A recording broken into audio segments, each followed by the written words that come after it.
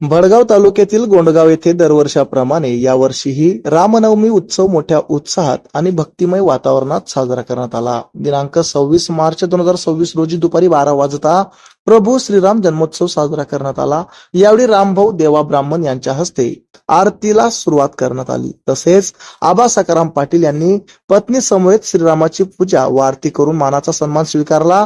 गावातील भजनी मंडळ, तरुण वर्ग तसेच माता भगिनींनी मोठ्या संख्येने सहभाग नोंदवून उत्सवात रंग भरला. सायंकाळी औदुंबर राजा मित्रमंडळाच्या वतीने डीजेच्या तालावर प्रभू श्रीरामांची भव्य मिरवणूक काढण्यात आली.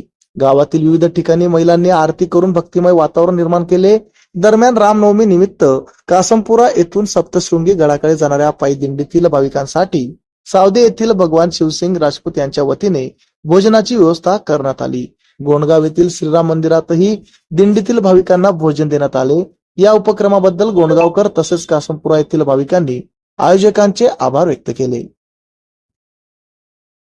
आमच्या चॅनलला लाईक करा, सबस्क्राईब करा, बेल आयकॉनवर क्लिक करा आणि शेअर करायला विसरू नका.